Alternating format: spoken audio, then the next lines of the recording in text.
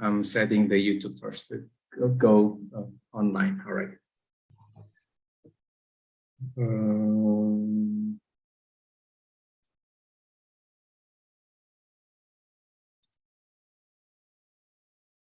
Okay. Hello, everyone in this Zoom and also from the YouTube channel. So welcome to the 11th session of the ISRM Young Members Seminar Series. My name is Yudidia Wicaksana. You can simply call me Yudi from Institute Teknologi Bandung, Indonesia.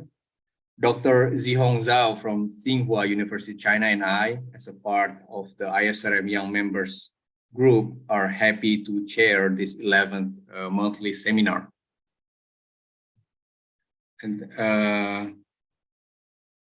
I'm recording now. Sorry. So it is a great pleasure for us to be here today, and we would like to thank you all for attending this 11th webinar session. So before we start, we would like to thank the support from the International Society for Rock Mechanics and Rock Engineering, and especially to Dr. Sefta Dekoda, the ISRM Vice President for Australasia, and also the Chair of the ISRM Young Members Committee. We also would like to thank to all young member representatives from national group that have joined this initiative from Spain, from Australia, from New Zealand, from Japan, from China, Dr. Zhou, from Chile, Canada, from Indonesia, and among others. Finally, we would like to thank Ms. Alida Hartzenberg, who has been joining us now in the Zoom, and also Mr. Pierre Gouvea. Maybe he's not joining us yet. Maybe he will join later after this, I guess. Yeah, for agreeing to present their work in this session. All right, before our speakers begin, we will take a moment to present key information about the seminar series. So this project attempts to promote youth community interested in rock mechanics, including engineers, research scientists, students, and to foster the knowledge in rock mechanics among the between different countries. And then we would like to invite the variety of young members to participate in this seminar series. The criteria, if you want to join, if you want to share your knowledge in this seminar series, the criteria for the speaker are as follows. So first, you should be a member of ISRM. So if you haven't already a member of ISRM, you could click the link of ISRM website and you can join, or through your national group. If you have the national group in your representative country, so you can apply through the national group. The second one, have a maximum age of 35 years old or 40 years old if a PhD degree was obtained in the previous 5 years. And the third, have worked in rock mechanics and rock engineering for a period no longer than 10 years. So you should be young enough to present your research in this seminar series. The speaker nominations can be made by nominees international group or by some other person or organization acquainted by the nominee's work. Or self-nomination. If you are confident enough to nominate yourself, you can also self-nominate yourself. It is also accepted. And nomination are to be addressed to the ISRM Young Members Seminar Series Organizing Committee. On the screen, you can see the contact email here. So for this year, 2022, the webinar is held every month. So, and we do hope that the next year we will do the same. So we invite you to all to keep in touch to see the information in the website. All right, we will now begin the first seminar of the day. So the simple rule of the seminar is each presentation will last about 20 minutes and will be followed by 10 minutes question and answer. For the smooth running of the seminar, please, for the audience especially, please turn off your camera and also your microphone during the presentation. And if you have any question, you can use the chat column and also the raise hand feature in the Zoom. All right, let's move on. I would like to introduce our first speaker. The first speaker is Miss Alida Hartzenberg. Correct me if I'm wrong, Alida, if I pronounce your name wrong. So Alida Hartzenberg, who is currently working in SRK Consulting in Vancouver, Canada. So she holds a Master of Applied Science in Mining by the University of Pretoria in South Africa. Her specialization is focused on geotechnical site investigation, rock mass characterizations, underground mining and operational support, quality assurance of ground support installation, and also mine closure projects.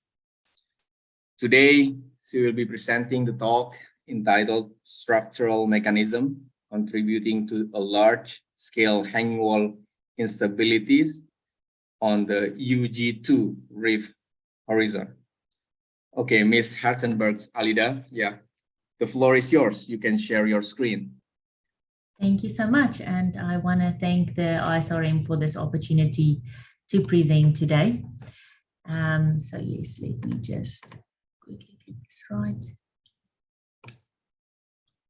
Okay. So yes, thank you for this opportunity. And like Yudi has already said, my presentation will be on the structural mechanisms contributing to large-scale hanging wall instabilities on the UG2 Reef Horizon. This was part of my master's studies back in South Africa.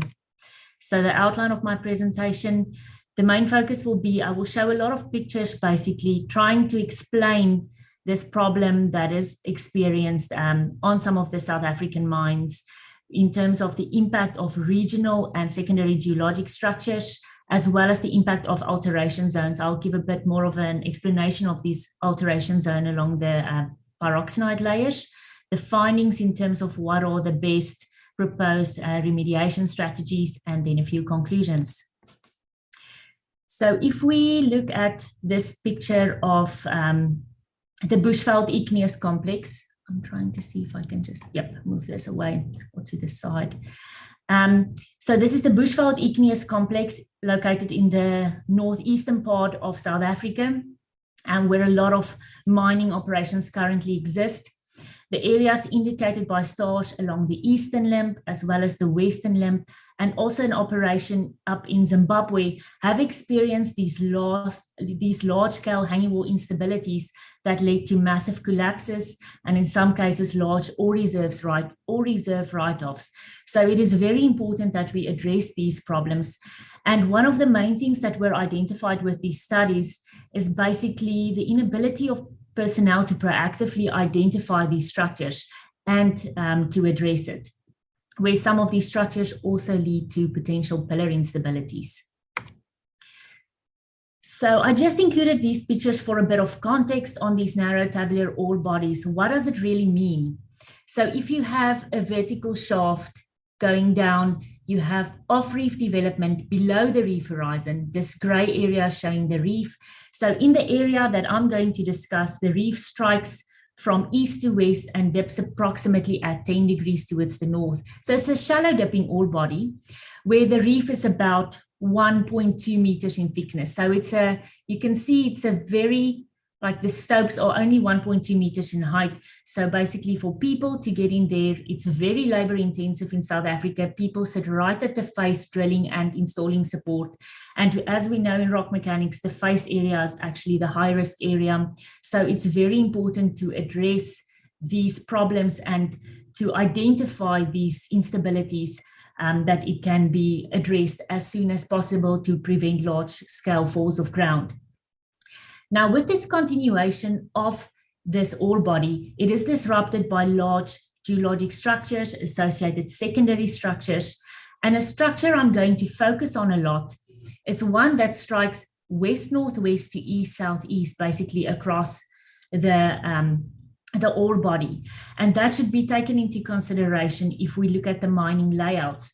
So if we look at this on-reef development, if it's a long strike along the reef itself and a panel is mined alongside this gully, it's called breast mining.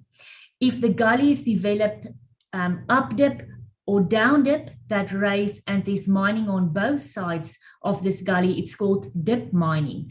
If it's upwards, it's called up dip mining. And if it's along the dip of the reef, it's called down dip mining. And usually there's a leading panel and a lagging panel. I'm explaining this because this comes into consideration when we look at the recommendations. So if we look at this picture, going through the problem statements, I'm going to show a lot of pictures of what is actually the problems that we're dealing with. Now, this picture is an example of the perfect storm, having some of this altered material in the back or in the hanging wall, low angle structures, as well as this west-northwest, east-southeast trending feature that I've mentioned a few times now that I will refer to as the Marikana structure. So the key objective is to understand and also identify the influence of these prominent structures, including alteration, on the mechanisms affecting the hanging wall instability and pillar behavior. So a few pictures of off-reef development below the reef, where these footwall shears are also exposed. One can see there's low cohesion in this area, fine material, and this will contribute to instability when mining and development occurs in this area. If there's separation higher up in the hanging wall along the hanging wall units, in this photo, one can see along the panel, this photo was taken from the gully into the panel, one can see a large-scale instability along a fault structure. I mean, this panel has a 30-meter span, and this whole panel collapsed.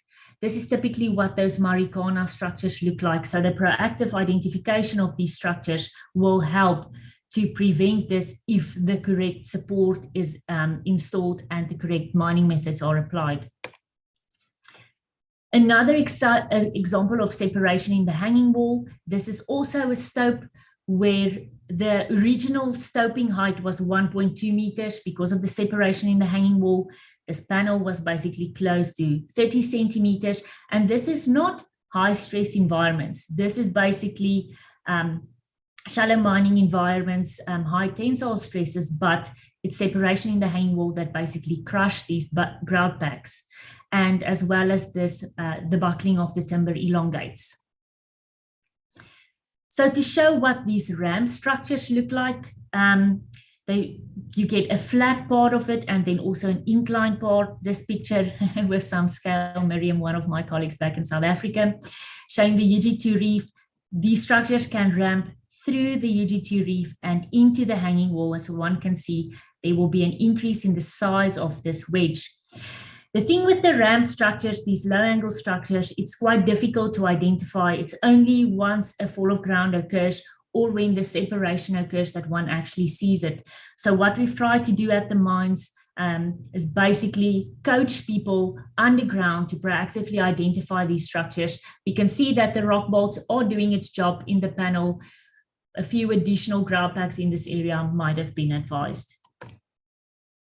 So that was the focus on the regional and secondary geologic structures. If we look at the alteration zone, it's basically the UG2 reef, the footwall and the hanging wall units are pyroxenite that has aquifer properties. When it comes in contact with water, those pyroxene minerals, that it can form these clay, like these alteration zones.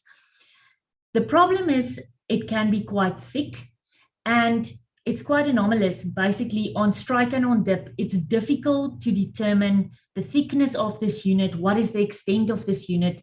So if this is identified from drilling, and sometimes during drilling, it would even wash out from the drill holes, it's not part of the core that's being locked. So sometimes this is being missed.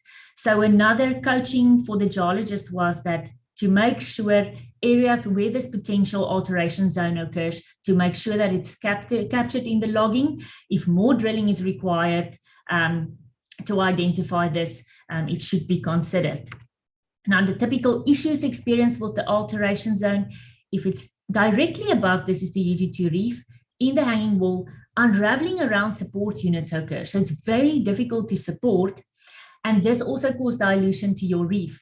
So the call must sometimes be made, is it actually economically viable to mine as well? But of course, first of all, we look at safety. If it's not safe to mine, it has been decided some areas will not be mined. And an interesting feature in terms of pillar behavior, if this alteration is along the top contact of the reef for your insto pillars and joints occur, mobilization along these joint planes can also happen. That can have an impact on the size of your pillars that should be taken into consideration during your pillar design. Something important I want to mention, this alteration zone can also occur along units higher up in the hanging wall that can cause that hanging wall instability. So now that we've defined the problems, seen a few photos, what we're actually dealing with, the majority of the site investigations occurred on this property, where this is the outline of the mining area. Multiple shafts shown in gray, so the reef strikes from east to west, dipping towards the north at about 10 degrees. It's structurally quite complex, as you can see, with the magenta colored lines showing the fault structures, and the green lines represent dikes. So, and with the dikes and with these faults, in a lot of the times it's also associated with water, and that water will contribute to that alteration of the pyroxenite in close proximity to the UG2 reef and also in the hanging wall units. So just to give a bit of an explanation of the geological succession. So this is where the UG2 reef is located. In the footwall, it's usually where the haulages and the declines are developed, the main development.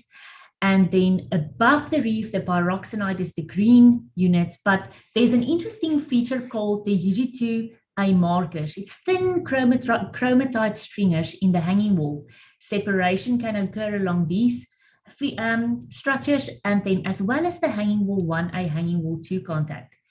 Now, at some of these shafts, that contact is as high as 15 meters above the reef. So you can think if you have separation along that contact, it's quite a bit of ground above you that has to be supported. So this is just more of a bit of an isometric view, basically pulling it all together, the structures and the alteration in the vicinity of the UG2 reef that can have an impact on stability. The alteration zones where it can occur even along these low angle structures that can ramp up to the UG2A markers or even higher up in the hanging wall, as well as these marikana structures that cause large-scale instabilities. Now on this image, we can see it's a large wedge that has dislodged from the back or from the hanging wall. And what I want to stress in this case, if it's not proactively identified, which is quite difficult with these low angle structures, it can be missed and you can have these large scale features. The other thing is if rock bolts are installed in these areas, I mean, at some point, the wedge will be too large to actually support that wedge. Therefore, grout packs or cable anchors should be considered. This was an interesting fall of ground, and I will give a bit more background. So the picture on the left, over here you can see a raise, but a massive fall of ground that occurred in this area. And on the next slide, I will go into more details on this. But the picture on the right shows a bell drive that collapsed, which is a main artery to the mine. Also similar geological structures exposed. So again, to stress, we need to identify these structures earlier on to prevent these type of falls of ground. So back to this picture, if we look at the next image. So this is a plan view of the stope itself, the raise line that was developed and then split dip mining. This panel had a total span of about 30 meters. And in this panel, the marikana structures were identified and also low angle structures. So it was classified as a higher risk panel. Additional support were installed, but what they also installed in this panel was a closure robot. So it's a very simple instrument that was placed in the panel that is connected to the hanging wall and the footwall, and it started flashing at some point, showing potential instability. The crew was very proactive about it. The crew was removed from this panel, and later on a massive collapse occurred. So in this way, by teaching people underground and proactively identifying the structure, basically safety was promoted in this case and people were saved. So If we look at the section view, my apologies for this, but it's again the Marikana structure and these ram structures showing rotational wedge failure, basically riding out along the elongates. So yes, in this case, there was also a very large reverse fault in this area. So again, if you have those structures, mapping of these raise lines is very important to identify those structures, and then additional precautionary measures should be implemented. For the mining of these panels, another study that was done, a load cell was installed. It's called a Matlamak along some of the new generation grout packs. And it was found as the panel advanced for a distance of about twice the panel span. So if the panel span is 30 meters and it advanced 60 meters, that is when back breaks occur in the back. And it's usually also if those Marikana structures are exposed. So again, additional support in that area in terms of grout packs should be considered, or leaving additional insto pillars. So now we've looked at the problem statement, the site investigation, and I keep on stressing that the proactive identification of these structures are important. And you will ask me, how do we do this? Yes, we can drill, we can see some low angle features, but that's a point basically from a drill hole. So this new technology, and I mean, I think there has been upgrades to this already because this is about 3 years ago that we did it.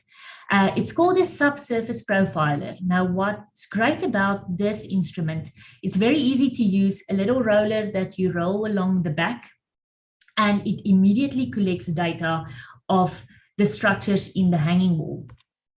And this was also the first time that we could proactively identify these structures, not just from basically being reactive when there was a fall of ground that you can see it, but like the wedge that came out. But in this case, you can clearly see these low angle structures. So the bottom of this image represent the hanging wall in your development, and then one can see these low angle structures.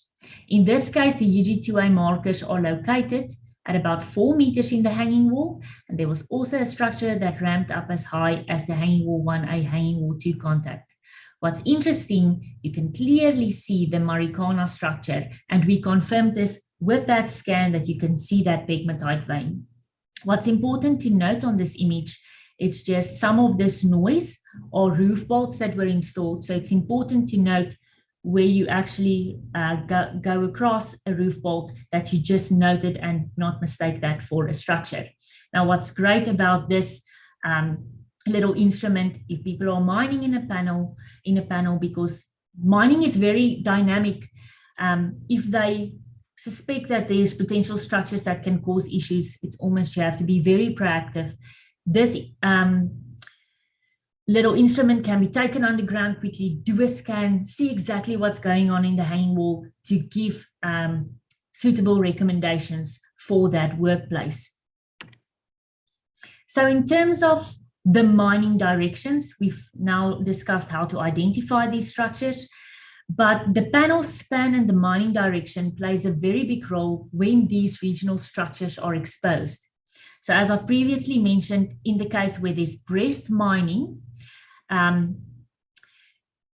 along the panel, the first point is if there's a gully that's developed and the structure is identified, if it's mapped, one can see which side is the weak side and which side is the strong side, or the stable and unstable side. It should always be mined from the stable side. And as this panel advances, it's only small portions of the structure that's being exposed, so it can be proactively supported. If we look at the image on the left, let me see if I can quickly just move this down again. If it's a split dip panel with a raised line in the middle, it has been seen that down dip mining is more favorable with a leading panel and a lagging panel. So the leading panel will expose the structure. It can be supported before the lagging panel actually exposes it. It's basically to decrease that panel span. And in the case that it's seen that a 30-meter panel span still contributes to its instability, decrease that panel span. So now that was the focus on the site investigations, more on the regional structures to look at the alteration zones. Again, the top contact of the UG2 reef, one can see this alteration zone can be quite thick. Sometimes it's up to 1 meter or more. You can actually remove this material by hand. So there's no way it's going to stay intact in the hanging wall when the reef is being mined. This, the photo on the right shows the impact on pillars when this material is being washed out. You can actually see that this pillar doesn't provide any support in this case. So this is an example of a raised line that was developed. A lot of this altered material exposed. An attempt was made to install secondary support, as you can see, not successful in this case. So this is a typical example where one has to make the decision, is it actually economically viable to go and mine in this area? First of all, it's not safe. You won't get any joy out of this area. And if all this altered material is mined, it will just dilute your reef a lot more. So this decision has to be made. In some of this area, there will be some ore reserve write-offs. But if a drilling campaign is implemented, if this is suspected, money can be saved by not even continuing the development in that area. So from one of the drilling campaigns, as an example, to show where this alteration zone occurs. So this is again the top contact of the reef, meters into the hanging wall. In this case, the alteration zone is located directly above the reef. That is the UG2A markers in the hanging wall. For some other drill holes, the alteration zone was located along the markers. So these are two different scenarios in terms of support as well, what we will implement, and that I will discuss when we get to the recommendations. Another drilling campaign in this case shows, again, top contact of reef, the UG2A markers, the hanging wall 1A, hanging wall 2 contact. And what's interesting in this case, the green represents the alteration zone. And in this case, it follows those ram structures. So this is a good example of one of the first photos I showed where I said the worst case scenario, you have alteration along these geologic structures.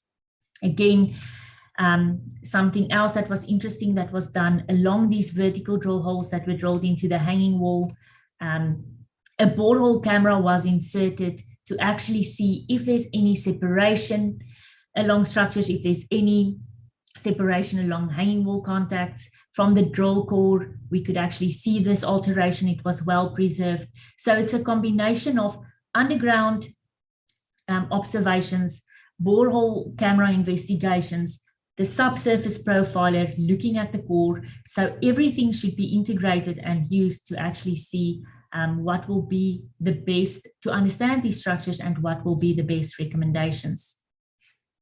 So again, with the subsurface profiler, one could actually see from the drilling that was done in this area, one could confirm the location of the alteration zone along the UG2A markers that can clearly be seen from the scan. So it's not just the structures we could detect, it was also the alteration zone. Again, some ram structures from the top of the hanging wall contact to the UG2A markers, and also structures ramping up higher. So in terms of the support of this alteration zones, what can be done? So if the alteration zone is located directly above the top reef contact, what has been successfully implemented at these shafts are called blast-resistant mesh. One can actually see how the mesh is doing its job with the rock bolts that are installed, and also grout packs as close as possible to the face. And what was also tested during my time at these operations was a grout pack similar to this as an example, with high early strength, as it should be installed as soon as possible, as close to the face as possible, to prevent any separation in the hanging wall. So that is if the alteration zones occur higher up in the hanging wall units. So just as a bit of a summary slide in terms of findings, In terms of negotiating these structures, what can be seen if there's separation in the hanging wall? This is typical. Also signs that you will see underground with the borehole camera. You can see that there's separation along this feature. Falls of ground, this was along the UG2A markers. And then also if there's mobilization along your pillars. All of this can be indicative, the regional and secondary geologic structures, or then also the alteration zones. So in terms of support recommendations, the ideal will be decrease the panel spans, make sure the mining directions are favorable to negotiate these structures, install stiff active support, roof bolts based on the 95% fallout height, and then also these high early strength grout packs to prevent any separation in the hanging wall. So in terms of the pillar behavior, like I've already mentioned, where these alteration zones occur in the hanging wall, it should be taken into consideration for the pillar design. So I think additional work has been done on this in recent years for a well-established pillar strength formula for the UG2 pillars. At that stage, it was not available. So what was used is a recent update to the power law strength formula of the Headley and Grant, derived for the Plat Mine project to approximate the pillar strength. But further investigations are still required for this. And what I mean in terms of for the pillar behavior, as slabbing occurs along this pillar, obviously it will decrease your pillar sizes over time, but that should be taken into consideration when the pillars are being designed in newly mined areas to actually negotiate this problem. So to conclude, these learnings will assist with the early detection of the structural conditions and to mitigate the potential unstable conditions. Like I've already discussed, suitable strategies have been implemented, and we've implemented on the mines and on these shafts to see that it actually does work in terms of preferred mining layouts, mining directions, controlling the spans and the type of support that is installed. So this work may significantly reduce these large-scale instabilities, and it's also considered as an improvement to safety. And what was great about this project, sometimes at these operations, departments can work in silos, that they only focus on what they need to do. But this helped with the integration of geology and rock mechanics to basically work together to mitigate strategies to prevent these large-scale instabilities.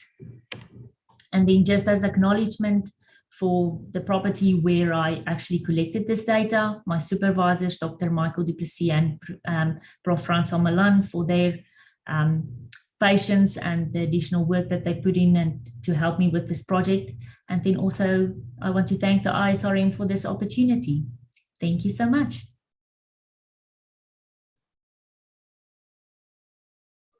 All right. Thank you very much, Alida, Ms. Hartzenberg, for your interesting presentation. So now we have 10 minutes for question and answer session. So does anyone in this Zoom room have any questions?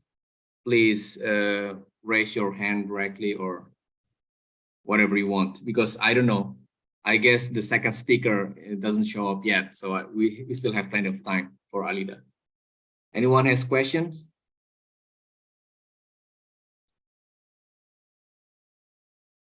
Anyone in this room? We have plenty of people here. Anyone has question for Alida? Okay, then maybe I will start with my own question, Alida. Maybe they are like shy or something. All right, maybe the first question, I mean, what is exactly UG2 reef? It seems like UG2 reef is quite specific term for, like, at least for me, like UG2 reef is like the name of the ore body. Yes, so that is UG2 stands for the upper group 2 chromatite reef. So it's one of the layers that is being mined in the Bushveld complex, because we have the upper groups, we have the Marinsky Reef, we also have like the middle groups and sometimes the lower groups that are being mined. So yes, that is the ore body that's defined, or that narrow tabular ore body, the one layer that's being mined at the operations. So it is like a thin layer, like horizontal or vertical, or it has some angle? It dips at about, if I go back to image, it's a very thin layer, but it dips at about 10 degrees. So it's a shallow dipping ore body. All right, it looks like coal. Pardon? I mean, it looks like coal seam, right? Yes, it's a seam. It's an entire seam, yes. Yeah, all right. It's very continuous, and then it's just these major fault zones or dikes that would basically disrupt it, and usually that's at a shaft boundary, or it's negotiated while they mine through it. But yes, it's this continuous seam. It's actually, I won't say easy mining, but there's more of a fixed layout, like I said, in terms of the breast mining and up dip and down dip, specifically on these operations. So I think it's not necessarily the ore body itself that provides challenges. I think it's because it's structurally very complex, and then having people at the face drilling, that is the high risk in this area. Yeah, okay, all right then. It looks like much clearer for me now. So you say that the depth is not so deep, right? About how many meters from the surface? I mean, we have decline shafts. I think the depth is about up to 600-700, and then some of the deeper shafts, I think we have, I think it's over 1 kilometer that we have, if I remember. Oh, yeah. Now, yes. So there are areas where it's a rigid, stable pillar system. And then I know additional work has been done by Dr. Duplessis on his PhD for crushed pillars further down in deeper areas. Okay, maybe, I mean, the standard of like shallow and deep, your standard and me is quite different. So 102 kilo, it's like, I mean, deep mining for me. Because in my country here, we have like, if you tell like shallow mining, we speak about 100 meters or less. So in this case, it's deep. So there's no option for you rather than the underground mining like this. Yes, I mean, the shaft, the reef, like on the southern side, it does daylight. So in some areas, there was open pit mining, and then progress to declines, and then to vertical shafts to basically access the deeper ore bodies. All right. So the previous mining method was maybe by open pit for the upper side, right? For the upper, yeah. You're absolutely right. So down deep, you cannot do it. Yeah, right. No, it's too much overburden. Yes. Or rock to remove above the reef. So all right then. Okay, I will give another chance to the audience. Anyone of you has like question for Alida, please.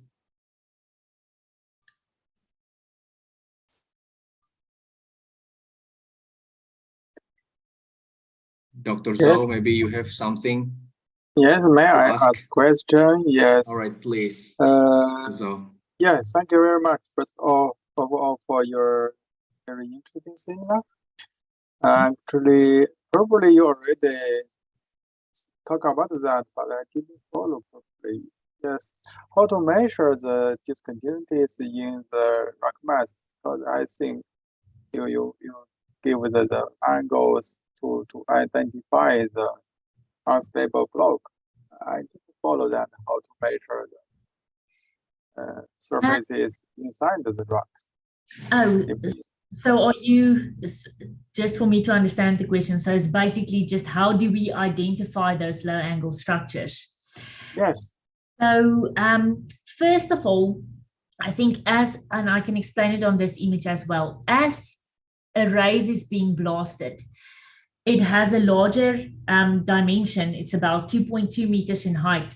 So there's a portion of the hanging wall exposed above the reef. So we do mapping along all of these raised lines, the geologists. So if there's any low angle structures, it can be identified from that, first of all. And if they know what they're looking for, like the Marikana structure, these pegmatite veins.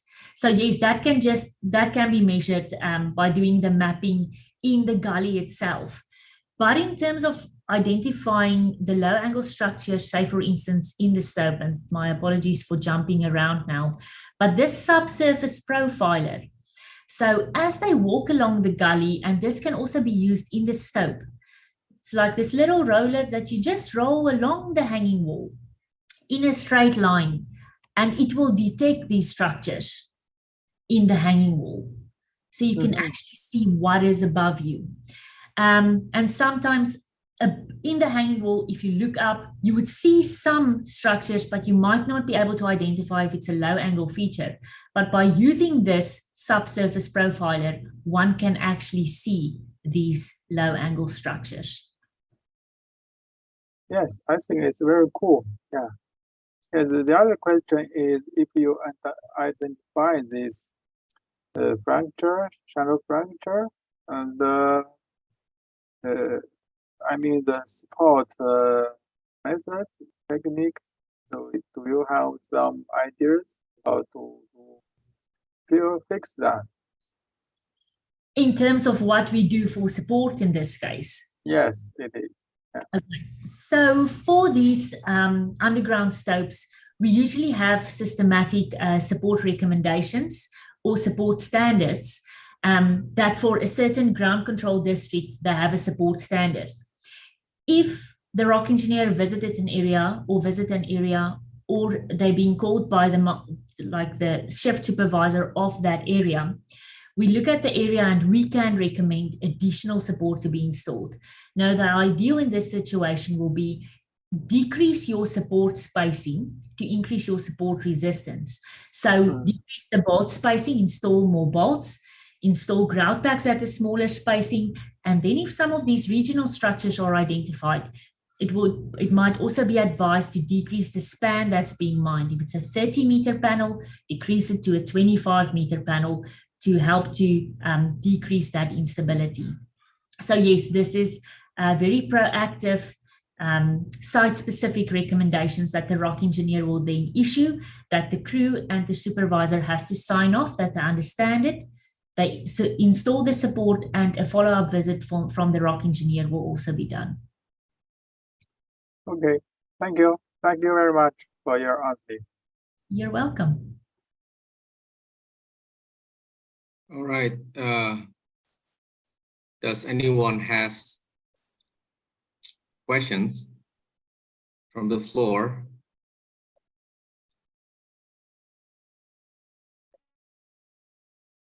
Okay, may I add a little bit, Yeah. Alida? All right. I have a question. All right. Okay, please, Hello, Mr. Astian, please. Yeah. Hello, Miss Alida. I am Mas Dani Momolana from Institute Teknologi Bandung. Currently, I am a student of Mr. Yudi. Sorry, As the don't mention presentation, as the presentation, we do measuring joints from the core logging, right? So how do we know if our joint measurements are valid? Thank you.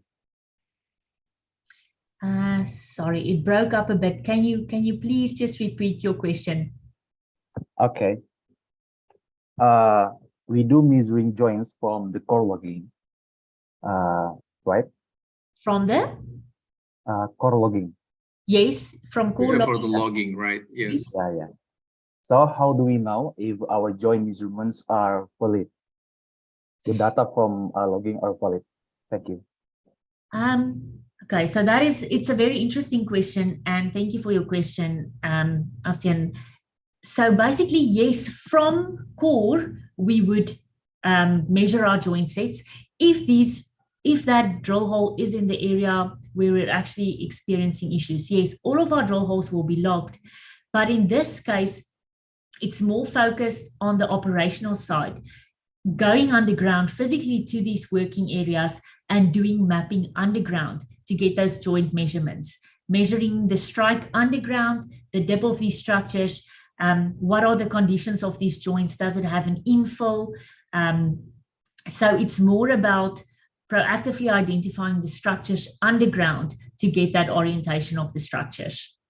And with the subsurface profilers, if you scan in a certain direction, you can from that determine what is your strike and your depth of your features. So if this scan is facing west, so this will be west-east, so this will be dipping towards the north, the structure. So it's more physically underground doing your measurements. But also if there's drill holes that were completed in that area, to also look at the joint measurements from the drill holes, if that can help with detecting any of these structures. Oh, okay, it's clear. Thank you, Miss Alida, for the answer.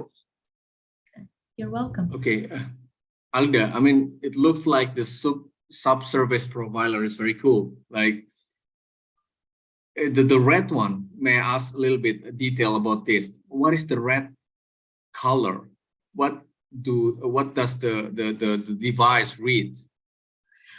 Okay, so in this case, I mean, this is just showing a higher frequency along these structures. So if this is the panel, this was a scan that was done in a panel that ASD is an advanced strike drive, so that's the event. So this shows those ramp structures in the hanging wall. If I can go back to a picture quickly to give a better indication of that. It's almost like these features. And also, this is a very good example. I think we also did a scan along these panels. So the red is basically showing these ramp structures. And because of that red, when we saw some alteration as well, because it's located in the hanging wall, there might be some of that alteration material, the clay, sitting along these structures as well. And what signal does the device send to the rock mass? It is like the sound, like ultrasonics, or? I think it works on the similar concept as a GPR scan. Forgive me, I don't know. Oh yeah, right. Ground penetrating radar. Yes. I mean radar. Yes. All right. Similar to radar. To that. All right. So it looks very cool. So I mean, we don't need to do it. I mean, GPR is quite old school. Like you need to like make the line and then do some scanning. But this one looks like wireless and quite fancy. Oh yes, and you have a tablet with you underground. So as they scan, you can immediately see, and that is real time. In real time, exactly. Because this is a very quick turnaround time. Because if you get called underground to come and look at rock mass conditions, you need to give recommendations for the people to actually start to install the support, or more importantly, if it's too high of a risk to continue mining in that area, that you can pull people from that stope and say it's not safe to continue to mine in this area. So it's almost making those proactive decisions, but it can be done underground. And then this one is exactly site specific. If you go like advanced through this direction, you will find the different things. Oh yes. By only using this, and then you can exactly orienting your like rock bolt or whatever you have through another direction to exactly support the block. Yes, it's very cool. I mean, your recommendation will be like in hourly basis, I guess. You can. If there's a high risk panel that they need more assistance, you can do that definitely. I'm sure. I mean, it's very cool. All right, very interesting. Okay, I open for one more question if the floor still has some.